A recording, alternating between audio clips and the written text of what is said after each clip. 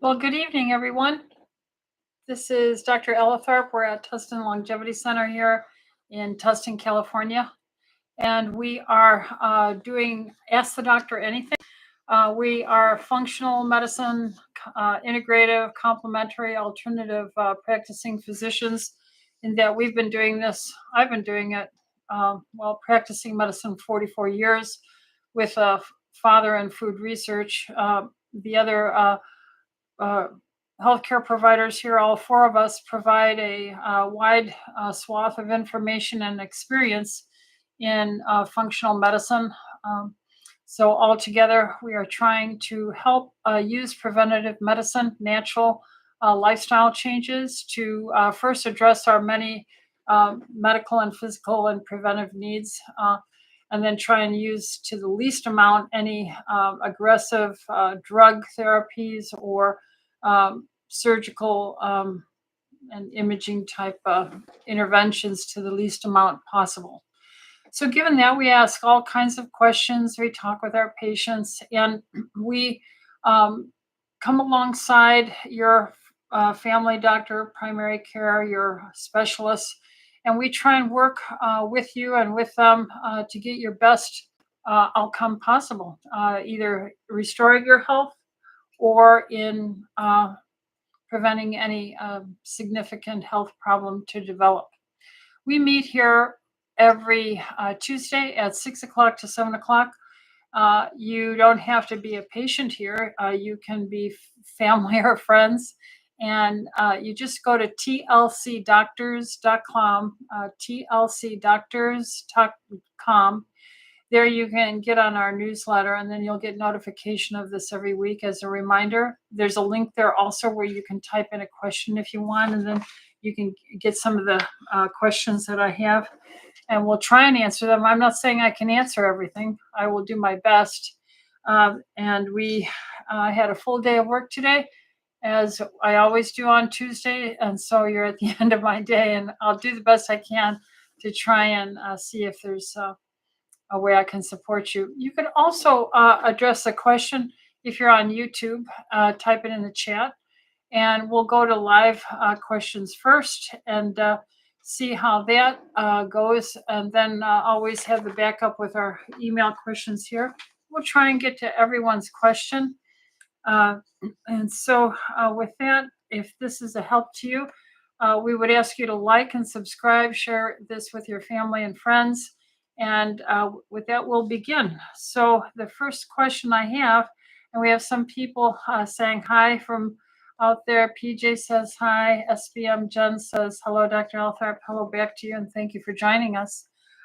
So the first question I have is from Sandra, and she says, friends gave us a 2 pound, they have given us 2 pounds of frozen shrimp. Okay, frozen shrimp from Argentina. The shrimp have a sulfite preservative.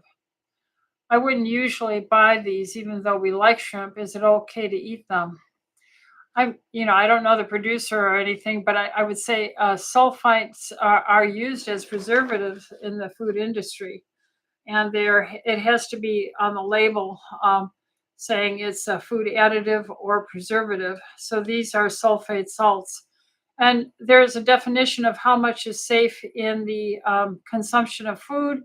For instance, your wines typically have sulfites in them.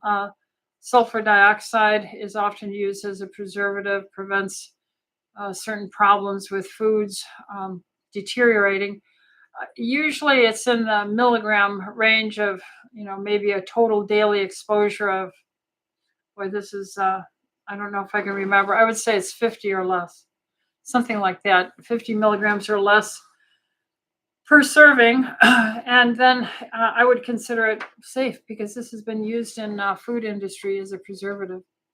So yeah, it would seem like it's not a foreign thing, Sandra. So that's the closest I can give you my experience with sulfites, not in any particular package that you've got from Argentina. And let's see, Greatest Faithfulness asked the question, am I familiar with DEXA scan to measure body fat? Are they accurate And do you recommend them? Yes, yes, they are. And yes, we do use them. And we are more and more seeing the problem where it's not wrong to say 90% of the American population has metabolic dysfunction, imperfections, metabolic syndrome from all this high sugar, fructose, starch, candy, inactivities, bad lights, toxins. So we are metabolically uh, um, malfunctioning. 90%. I've heard some say as low as 83%, and some say as high as 93%. So anywhere from 8 to 10% of us are healthy. So that's a terrible, terrible thing to say. And that's especially terrible when you're talking about children. So we have really hurt ourselves with what we allow and buy at the grocery stores and out at dinner or out for the movies, this junk food we have. So when you think of all that and how it promotes insulin, and insulin promotes fat storage, and that inside your body is what we call this visceral or organ fat. It makes your liver fatty. It promotes gout, uh, all kinds of diabetic, cardiovascular, inflammation, cell damage. So it's just a terrible thing. So I'm going to say, yes, we need to start doing more and more DEXA scans, even on people who think they're thin. There's a thing called TOFI, thin on the outside, fat on the inside.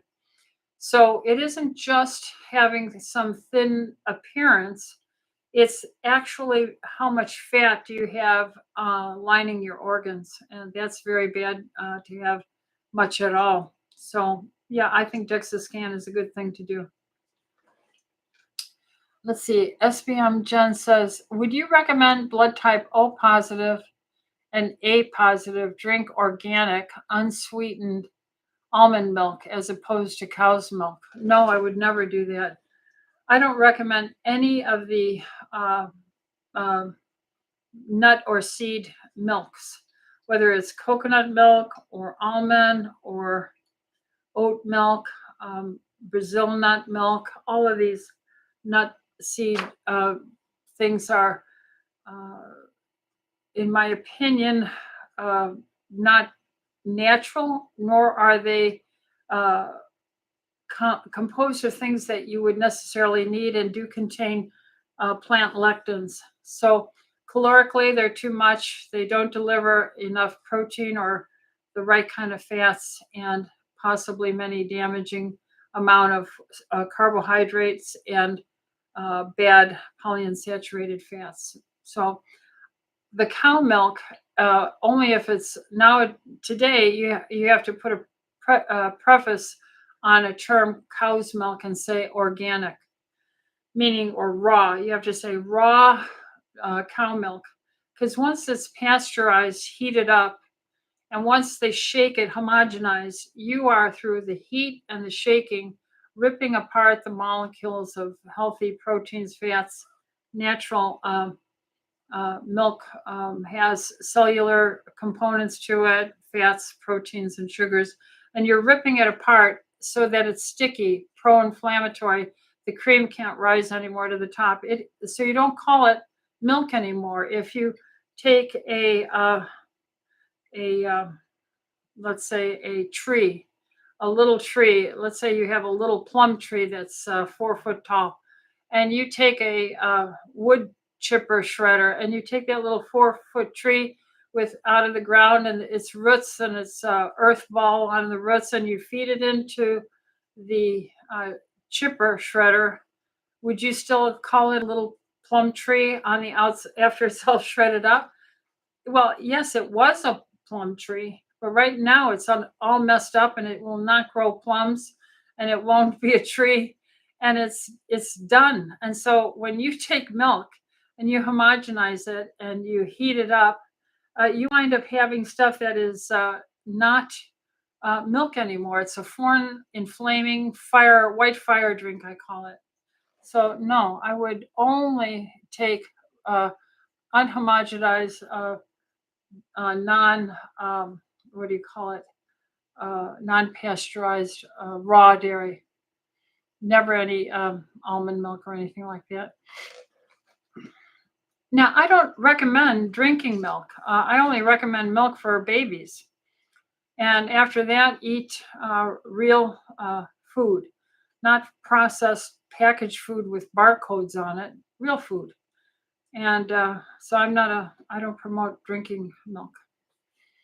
Once in a while, ice cream on a true holiday, like I had on the 4th of July. I had some chocolate ice cream. It was really nice. Um, let's see. Next question is from Beth. Good morning or good evening, Doc. Last week you talked in depth about Juice Plus. Do you recommend all three, fruit, veggie, and berry capsules? Yes, I do. Or just fruit and veggie?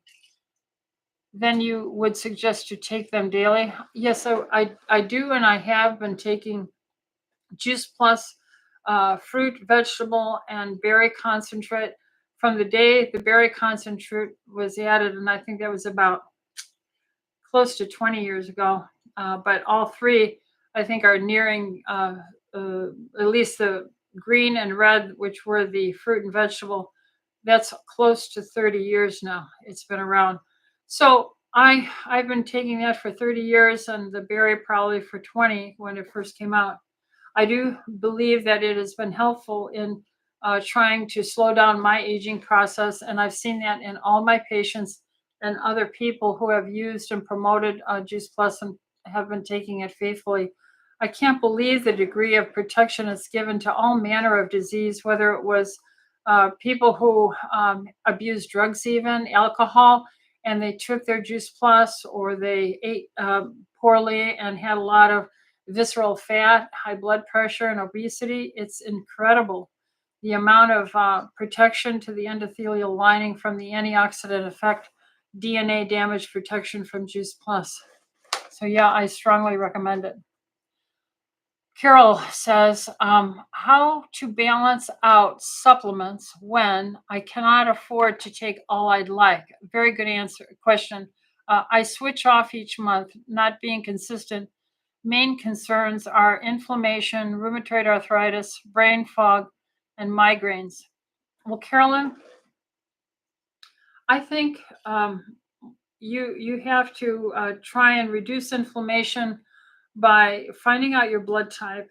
And if you're an A-type blood, you have to be on digestive enzymes whenever you eat food. Systemic enzymes once or twice a day on an empty stomach. The next thing is if you are an O-type blood, the likelihood of you having a very high reactivity to any homogenized pasteurized dairy or genetically modified grain, glyphosated grain, these things are indeed going to, in my experience, inflame O-type blood people and give them a lot of joint problems. People who eat too many carbohydrates, especially high fructose corn syrup and fruits and smoothies, you get all that high fructose corn syrup and all that sugar metabolism, and you're going to push your intracellular metabolism into producing uric acid or gout tremendously so, and that also with alcohol. So what I would say is we need to be humble. We need to try and say, I'm going to eat in this time restricted period.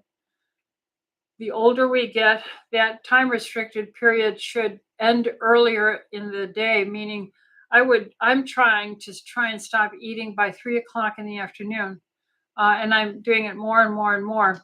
And these YouTubes actually help me because I have to try and live and be accountable to everything I'm saying and doing. And when I am tempted myself, I have to say, how can I stand in front of others and talk about this if I don't do it? So we all need to put ourselves out there. So I'm putting myself out before my patients by saying these things and trying to bring my personal body into self-discipline.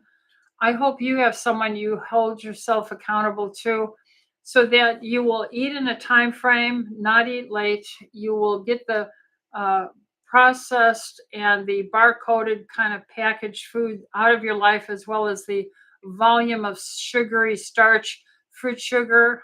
I would ask you to drink enough water, half your weight in pounds as ounces of water every day. Get a good night's sleep.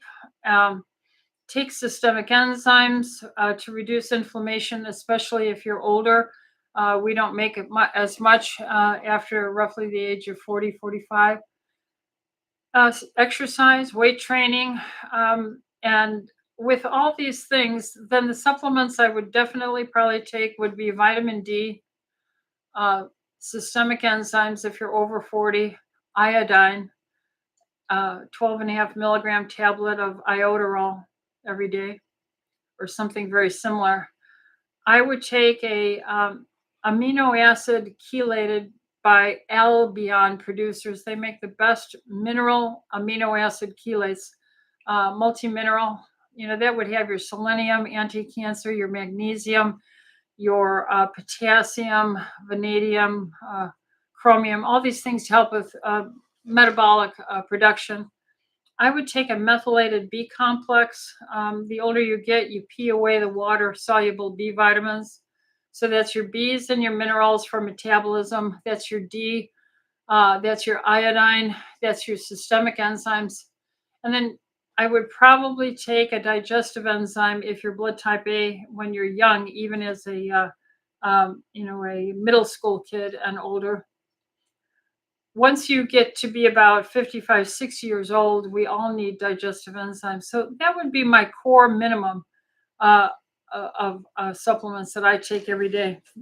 And, even if you only used it every other day, let's say you kept the exercise, the water, the good night's sleep, the low carb lifestyle, but you only used your uh, vitamins and enzymes and all that, minerals, odd days, that's 50% reduction of usage, and you're still going to benefit if you use it every other day. I wouldn't take it like 2 weeks off, 2 weeks on.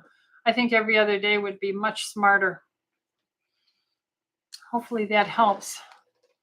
And then SBM says, for the Juice Plus supplements, does everyone take 2 pills of each regardless of weight and sex? That's the recommendation. Yes. Now, I don't. I actually I am trying to share what I have, and I've built up a bit of a collection, so I give a lot away. And when I get low, I'll have just one red, one green, and one purple. Um, and I've been on it 30 years almost without a miss single day. So I honestly think if you even took one a day, you're going to get benefit. And some of the studies were done with just one capsule. So if you're trying to be cost conscientious, I honestly think if you took one of each every day, that'd be very good. But yeah, the recommendation is no matter if you're small and thin and short, or big, tall, and overweight, 2 a day is all they're recommending. Jennifer says chelation didn't help varicose veins. Safe to get them zapped. Well, they're not meant to help get rid of varicose veins. They're already collagenous, dilated, so to say, tubes of your veins where the collagen elastin has been torn apart. So that would only be something that you would probably do over years, and try and reform them, because actually you kind of turn over all your new tissue roughly every 7 years. But you would have to be consistent with your compression socks, low carb diet, exercise, adequate hydration, inflammation, eating a rich protein diet, and not eating late, doing chelation to help prevent high blood pressure and backflow, so to say. So it improves the microcirculation so that the pressure on the vein wall is diminished. But the question is it safe to get them zapped? I am against any damage to the blood vessel or body, either with putting in sclerosing agents. I had one woman get pulmonary embolisms after that. Um, I just don't like that intervention. I'd rather uh, have the person wear compression socks. I've just seen too many post, so to say, burning, lasering, sclerosing, inflammatory triggers that go on. And especially if you already had that mRNA genetic manipulation for the pandemic of COVID-19, that creates this chronic inflammatory potential if you took some of those injections, and I would definitely not do it then. So I'm not in favor of getting anything so and so fried or zapped or so forth. Um, let's see. All right, what helps varicose veins go away? I just mentioned it. You want to have an ideal body weight. You want to have good night's sleep. Um, Microcirculation with EDTA chelation, adequate hydration, water, systemic enzymes, anti-inflammatory. Find out if you have food allergies, avoid them. Eat in time-restricted period to reduce inflammation. Eat a rich protein diet. All these things help to repair the lining of blood vessels as they reform. Hopefully that helps. But nobody's patient enough for that. Um, but there are some and they do very well. Constance says, how does raw onion and garlic help if eaten daily? Do you eat cheese every day? Milk? I don't eat cheese or milk at all. Milk, I just don't drink. I do have raw cheese I get from Sprouts, organic pastures. I get their cheddar cheese that I use. Now, how does raw onion? Allison is in it. This is that's what makes it your tear. That's the product that's in the onion and garlic that is so antibacterial, antifungal, antiviral. It's a powerful plant phytonutrient that is helpful in giving us the protection from Allison, ALICIAN, Allison. That's in these things. Constance says, how does raw onion? No, I did that. SBM says, what do you recommend to help with excess sagging skin after significant weight loss? Patience, continued healthy exercise, all the healthy things we've talked about in patience, and your skin can gradually tighten up. Now, if you're talking about having had a 150-pound, 200-pound weight loss and you have dramatically hanging skin, you have to see a plastic surgeon and reduce some of the petulant skin flaps in that fashion. But just be patient. And just rejoice that you've achieved such a wonderful thing to have lost a significant amount of weight, that your skin would be a little flabby then. And I compliment you greatly on that. But just have patience. Joanne says, what is the difference between systemic enzymes and digestive enzymes? When you eat food, the bolus of food that goes in and stretches the sac of your stomach. Remember, the vagus nerve is connected right to your brain from your stomach. Those stretch receptors will signal information to help you secrete, as well as the composition chemically of the material you're eating will also locally communicate with the lining in the wall. And this paraendocrine and neurogenic secretion of enzymes and acid will help chew up the protein, collagen, chew up the fatty acids, and then the carbohydrates are most easily digested, don't almost even need anything other than some amylase to help digest the sugars. They're quickly absorbed. But that's what a digestive enzyme does. And we don't make as much as we get older, or if you're a blood type A. Now, not all A's are as bad. So some A's only have a little bit of lack of production of acid and protein. Acid and digestive enzymes. Whereas some other A's are so low in it, they are tremendously needing digestive enzymes and acid. But by the time we all hit 50, 55, 60, we all have to start taking it because, this is one of our pathways to death is not to digest our food well. So hopefully that helps you, Joanne. Systemic enzymes represent a enzyme you take on an empty stomach, so it doesn't have a job of chopping up food in your stomach, and it's absorbed in your stomach and in your small intestine, and it goes throughout your body. So if you have stiff joints, a sore shoulder, you injured with exercise, a tooth pulled and you're inflamed, sinus pressure, pain, anywhere there's inflammation, that systemic enzyme will help clear up the debris of the damaged cells, the mucus production, sinus pressure, all that kind of stuff. Um,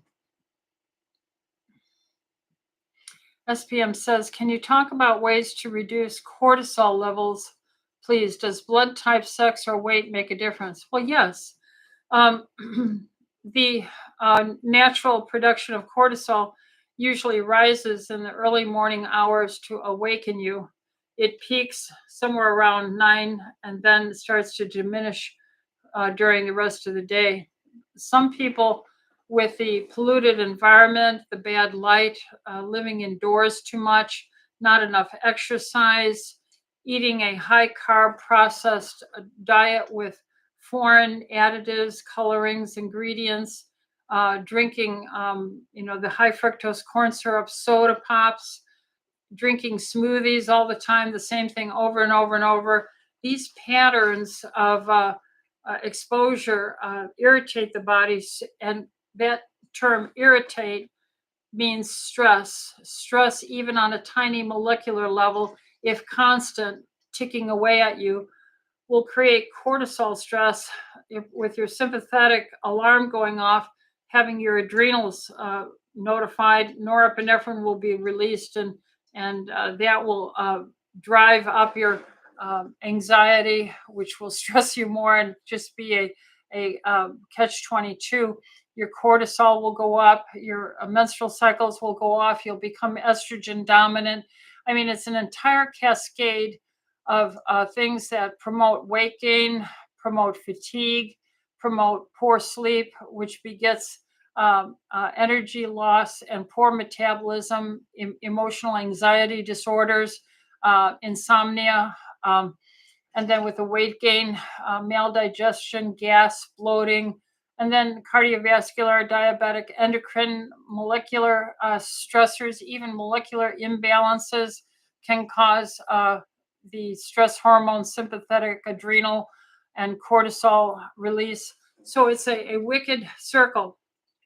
So, the Lord says the evil of the day is sufficient unto itself.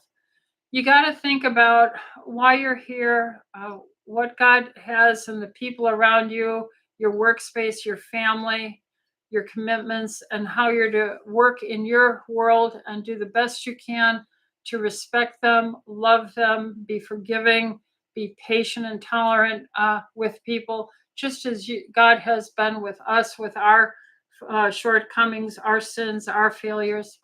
And as we keep on feeding ourselves this, I'm at peace. I am doing the best I can, and I have a constant dialogue with God all the day long, every day of my life, pretty much. I see a patient, and as I say goodbye and walk back to my office, I'll often, mutter or think, I hope I did well, because that's every patient I see is a child created by my Lord. And so I want to take care of his children well. And not infrequently, the Holy Spirit will catch my spirit and say, you forgot this, Rita, or check that, Rita. And I'll go, oh, yes. And I actually say, thank you, Lord, even to the point some of the staff here might think I have a puka that I'm talking to someone in space, and I actually am. It's to my Lord.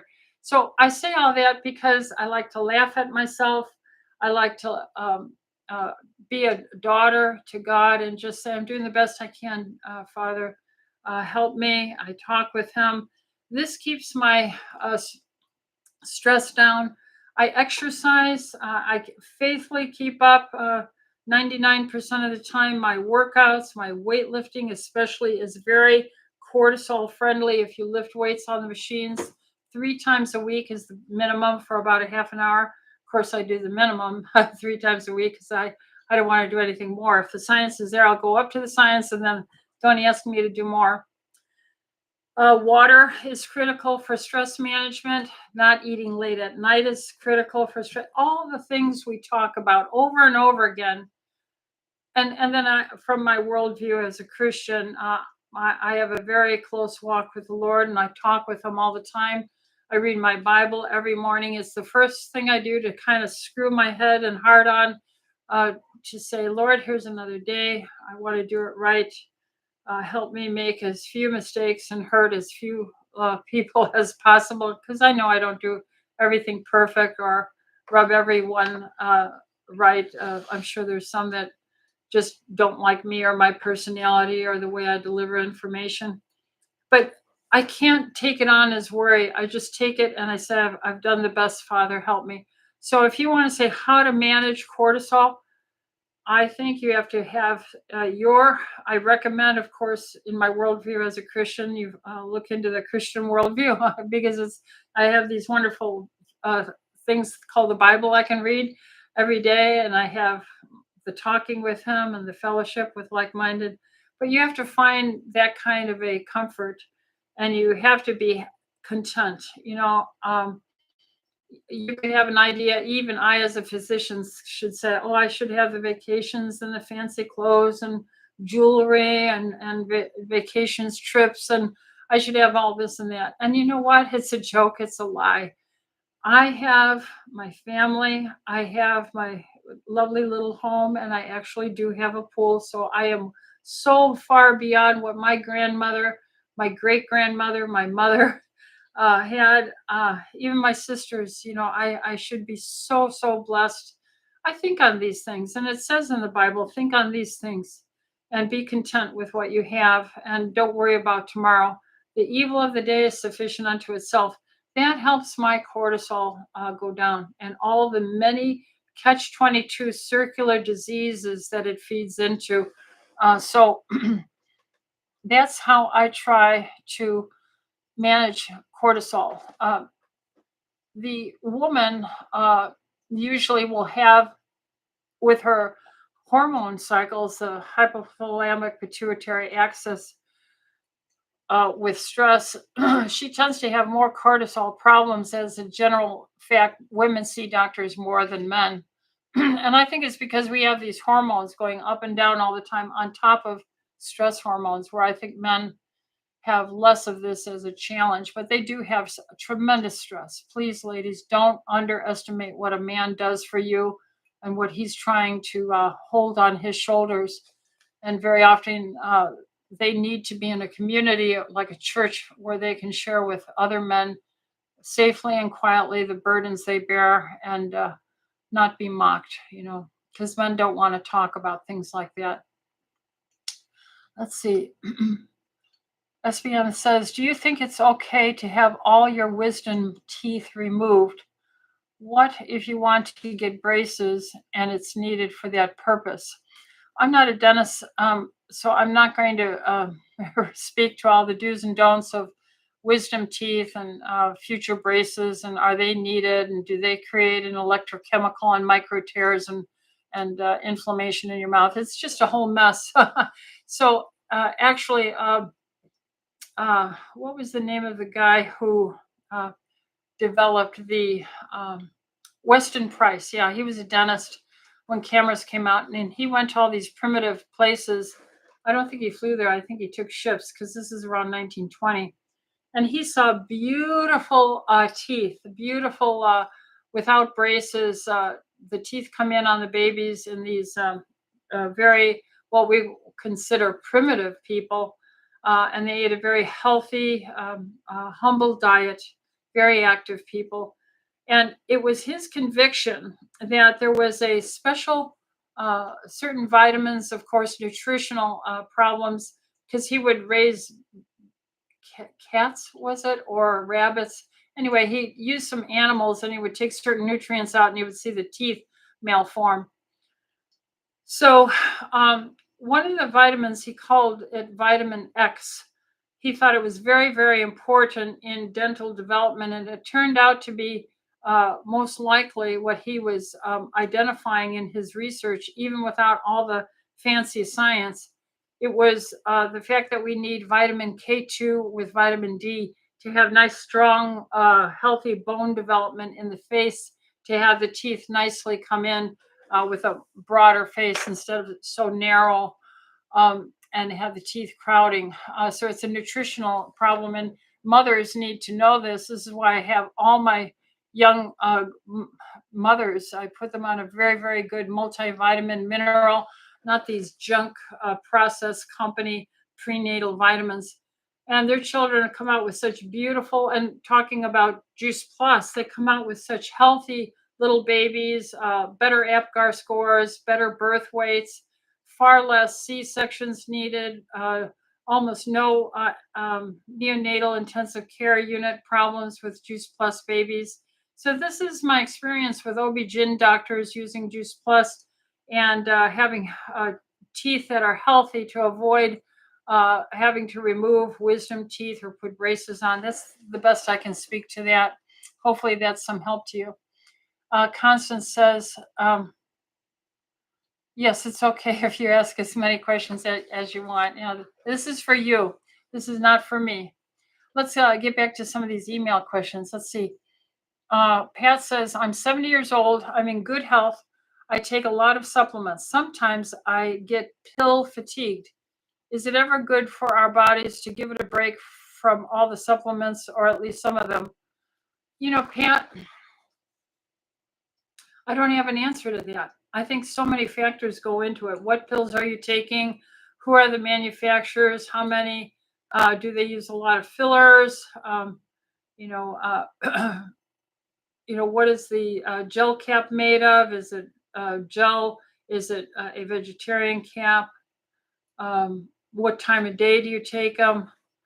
So I'm going to say I really don't see that much here with what we use, because they're so effectual and so well absorbed. I just don't see that as a problem. And I've developed a knowledge that our food systems are so poor in growing up the vegetables in nutrient quality and density compared to the 1950s is maybe 20% of what it used to be back then.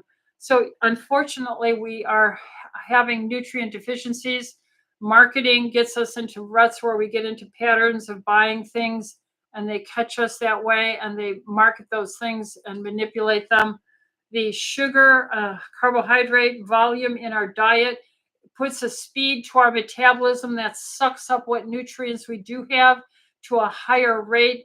It's like having more tire burned off your tires because you're spinning your wheels with every start because we're taking in so much sugar, and your tires get worn out sooner. So we are in a serious problem if we can't humble ourselves and just enjoy a piece of meat and vegetable instead of having some god awful magazine commercial saying your dinner should look like this on the table and make it fancy like this and fancy. I'm all for, if you have time to pour your love into your food for your children and your husband, as beautiful and well presented as possible. But if you unfortunately had to work as a woman, then you're going to be much more limited and only able to have, a roast, a cooked vegetable, and maybe some butter, salt, and pepper on the table. And we give thanks for that. We have to eat real food, get away from this packaging. We have to stop social media and the pressures. Even at church, I get angry every time I go to church. Every church I go to, every single one ticks me off with their donuts everywhere. Donuts, donuts, donuts. And it's making people sick. No, that's not responsible. Oh, it might not be alcohol, but it's another addiction. So we have such bad food habits. We have to break this, and we need to try and understand these vitamins that we're taking are making up until we can get back to more smaller farms where mom and pop love the soil. They rub the soil between their fingers. They smell it, and they look at the rate at which their vegetables grow, and they rotate it. and they make sure their 100 acres are tremendously producing because your family depends on it, instead of these 3,000, 10,000 acre farms where it's industrialized. It's ridiculous. Um, then can you talk a little bit about how long COVID symptoms? Can you talk a little about long COVID symptoms? There you go. I got sick 11 months ago, and no doctor has been able to help dealing with dizziness, irregular body temperatures, extreme fatigue, and pupil dilation. Yeah, I have your question here on the email. I don't know where you're at, Jaden. If you have a good doctor, I think on your question here, you said you've seen every doctor under the sun. Yeah, here's your question on the list here. You've seen every question under the sun. Every doctor under the sun, rather.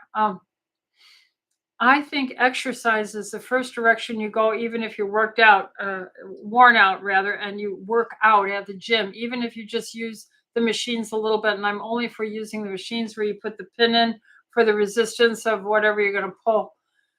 Exercise is a tremendous healer. A rich protein carnivore diet for a season is a tremendous healer. Not eating late is a tremendous healer. Adequate hydration is a tremendous healer. Shutting all the electronics off in your bedroom, getting your phone away from you is a tremendous healer. Getting up with the sunrise, standing in the wet grass with your bare feet, grounding for 2-3 minutes, and then taking a brisk walk for 20-30 minutes every morning in the early sun to get the infrared light through your clothes and on your skin. Tremendous healing from that. Vitamin D, I would take for sure. I would probably take vitamin or iodine, the salt tablet every day. I would find out my blood type. I would probably get a complete digestive stool analysis to look at if there's inflammation in your gut, rule out parasites, virus, pathogen, worms, and whatever, and look at your digestion that way. I would also probably look at your heavy metals, depending on your age. Those of us who were born before 1990, we all have had a tremendous amount of lead exposure. And, the kids born in the 80s are going to live till, 2070s probably. And so every one of us need to get those heavy metals checked out, especially for lead. All these things impact it. I would work with a functional doctor that knows how to look at nicotine patch or nicotine gum to kind of cover up all the ACE receptors, ACE2 receptors that the spike protein gets. I would take systemic enzymes and maybe do a food allergy panel. I would take a good multi-mineral. The body knows how to heal itself. If we do our due diligence with exercise, getting to bed on time without electronics, earthing, some sunshine every day for 20 minutes, and then not eat late, eat real food. You'll normally, with a few supplements and systemic enzymes, you can get a tremendous amount done, maybe even with nicotine gum. And then, of course, the EDTA chelation is very helpful in microcirculation and detoxing. And it gives you all that wonderful vitamin C, which is a universal detox methodology. Christina says, hi, Dr. Rita. As a woman, how do I know if I'm getting premenopausal? What should I do to keep hormones balanced? Thank you. I would say I am seeing in general most women go into menopause too early compared to the past 44 years when I first started practicing in the late 1970s. Women would be maybe 55, 60 when they would go into menopause. Today, I'm seeing women 37, 42 go into menopause. So what are those symptoms? Your sleep becomes poorer, your vaginal secretion, lubrication, especially if you you're trying to be intimate diminish. Your eyes dry out, your skin dries out, you become more emotionally flat and less feeling vivacious, so to say, full of energy and possibilities. Your menstrual cycle might still be regular with all these things happening. 1 month you might have less stress and eat better, and your hormones will start doing a little better, and then you might even ovulate. Then the next month, more stress, no ovulation, and you're feeling worse. And that can go on for months like that, even a year or two. And then the progesterone goes away first, lack of ovulation, infertility drops off. And then finally, the estrogen starts dropping off. So I have always given myself hormones, so I never let myself go through menopause. And it has helped with keeping me relaxed, sleep deep, tissue repair, my hair and nails, all these things I think have done better with these general contractors called hormones helping me. So I started using progesterone first, always day 15 through 25 of my cycle.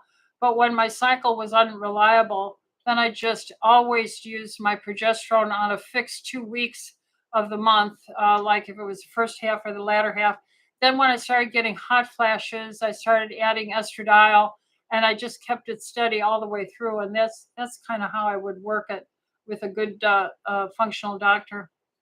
And always check your hormone levels. And perimenopause is the hardest time for a doctor to help a woman because we need more sampling of her hormones. So she might do very good and exercise and perk up and be more youthful longer, and or she might not be taking care of herself, or life is very hard on her, and she'll need us to intervene more often until all of our own hormone production ends and we can just take over. It's kind of like doing a dance. Do I lead the dance or do you lead the dance? And trying to find out when I should take over versus watching your production of hormones is always a hard thing to do. But just work with your doctor. It's a difficult time, but we can get through it. Jaden says, I have leaky gut and dysbiosis as well. Oh, she was talking about the 11 months ago, feeling dizzy and temperature variations, fatigue, and all that.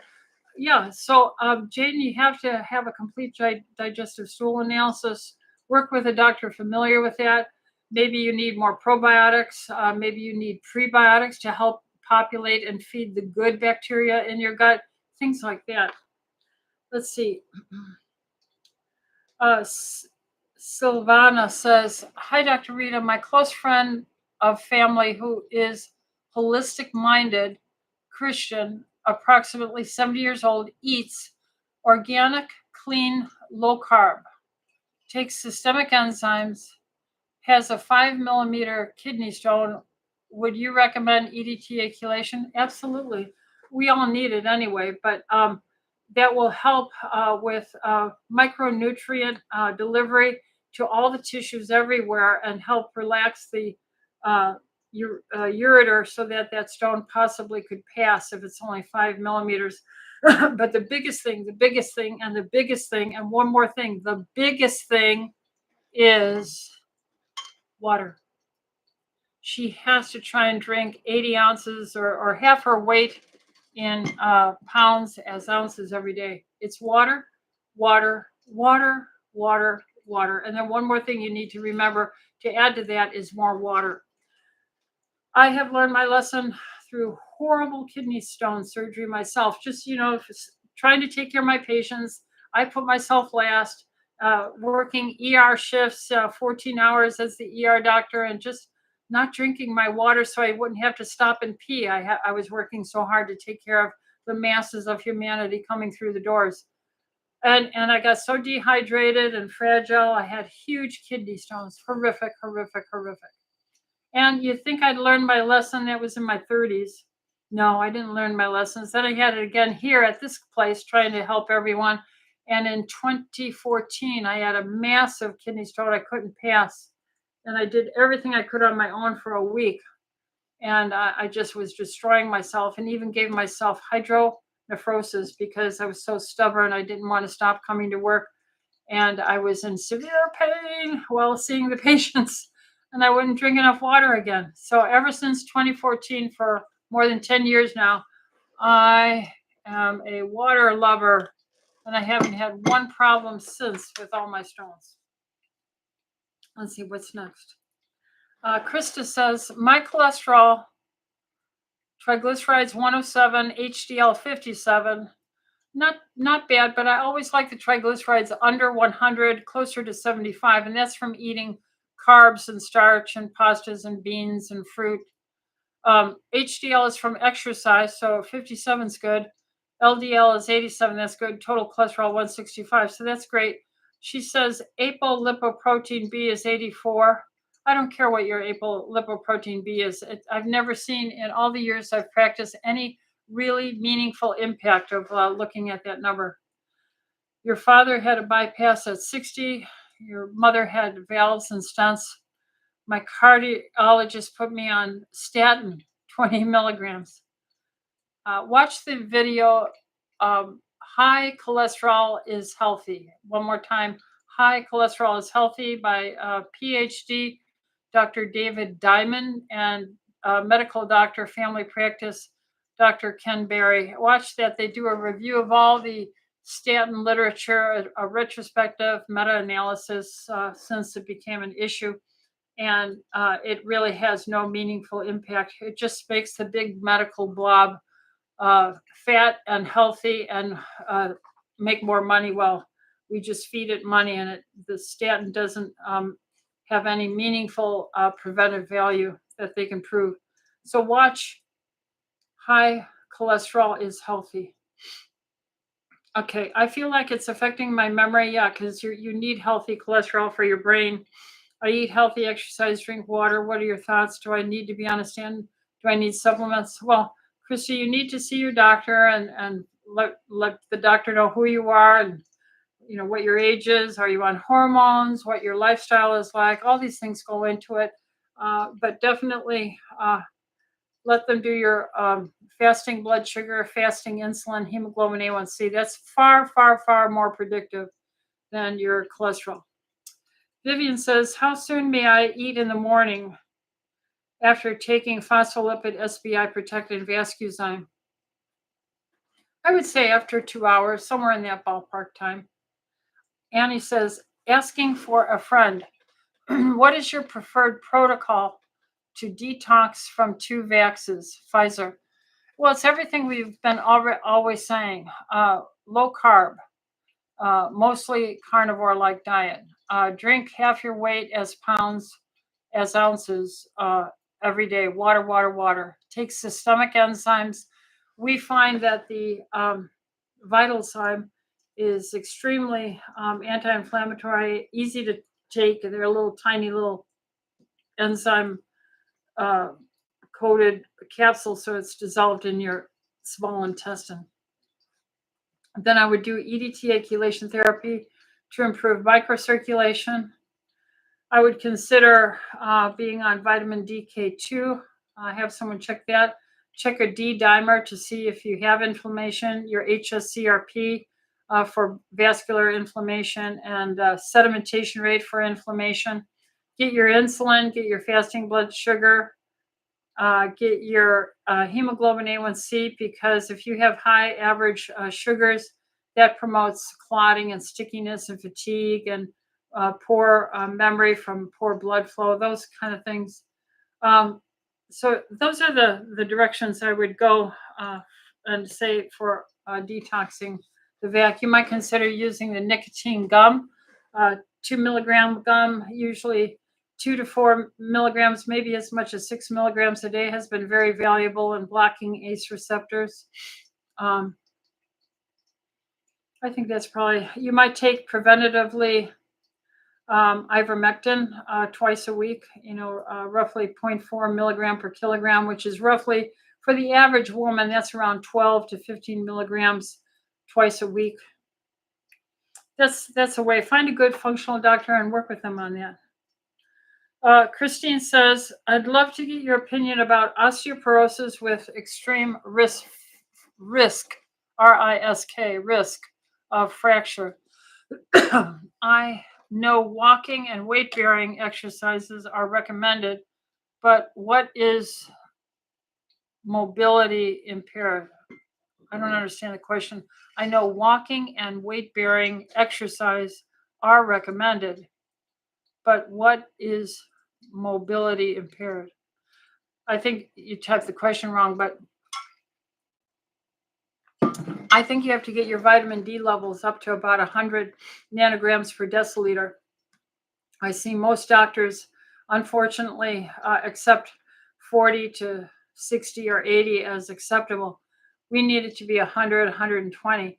Check with your comprehensive chemistry to check your liver enzymes, but I put all my ladies, including myself, on 10 to 20,000 international units with vitamin K2, MK7, vitamin K, to help with that, with stomping. I ask, 20 seconds, like you're having a little temper tantrum on a hard surface cement patio with your shoes off, just stamping your feet and then jamming your arm into the table, so you get your radius and ulna with that little shudder, sudden deceleration, and do that 15 seconds twice a day.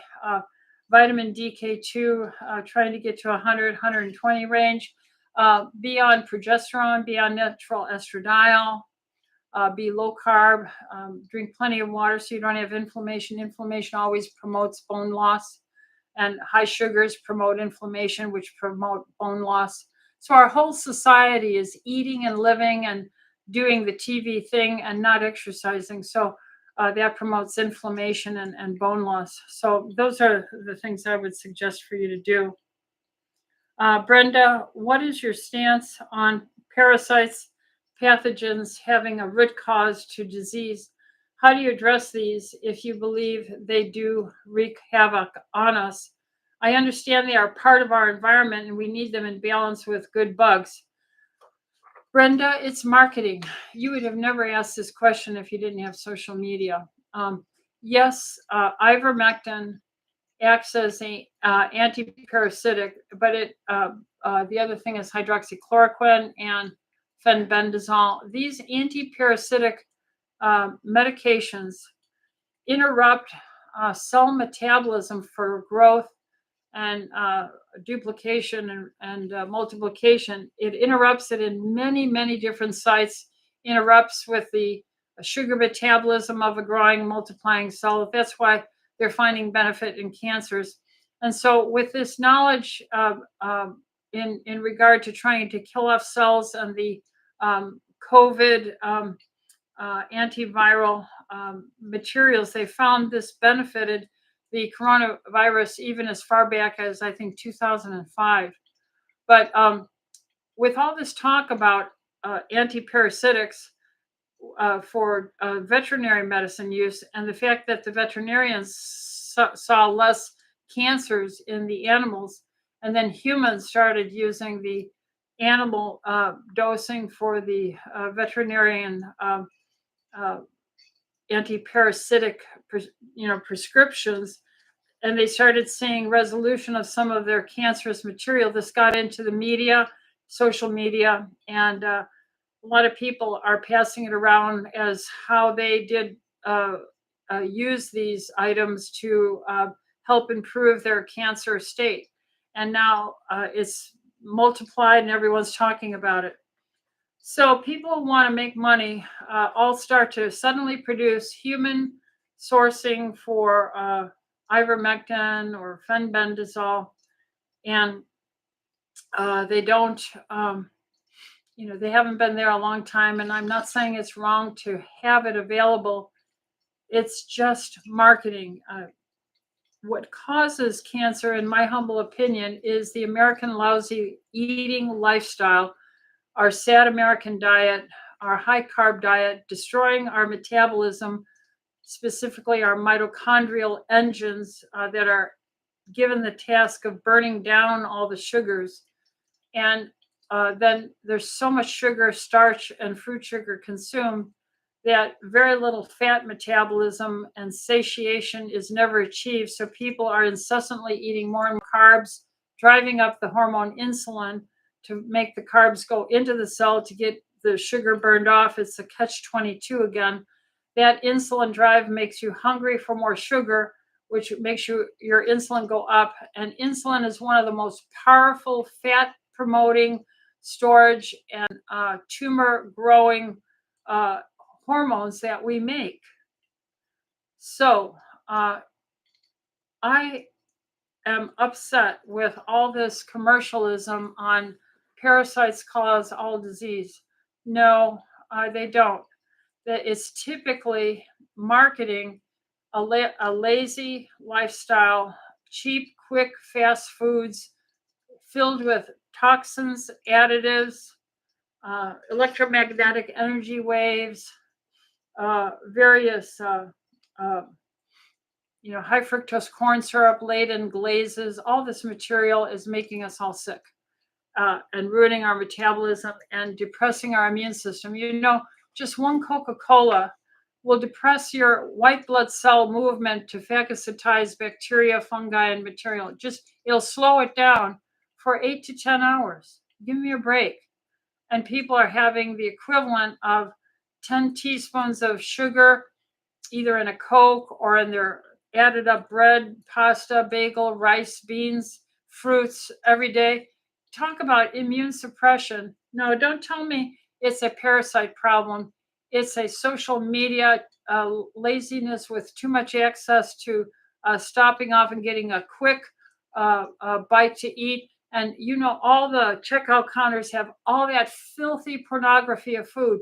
You got to put it in your brain that when you're going to the grocery store, you are going to a pornography store for the body, a pornography store for the body, for the mouth. Oral pornography store is right here. And you think it's called food.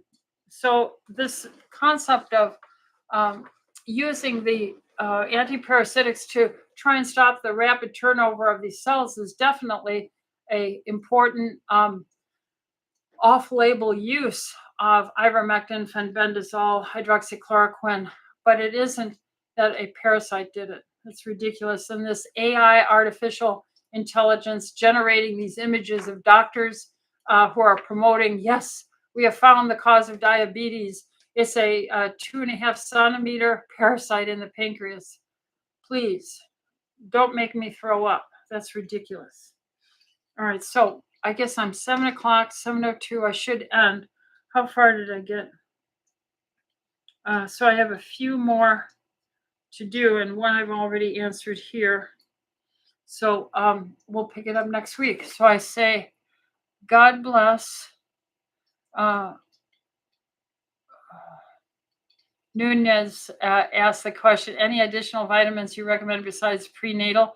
Well, I don't recommend prenatal. The system is corrupt. The manufacturers of this stuff use junk materials for their prenatal vitamins. You have to get quality. Get Juice Plus, vitamin D, iodine, multi-mineral, and methylated B complex. That's what you need. And Jaden says, yeah. Okay, so I think I got them all. So there you go. I'm going to say God bless to you all. If this was a help and a blessing to you, please like, please subscribe, and share with your friends. I'll see you next Tuesday at 6 o'clock to 7. God bless. Good night.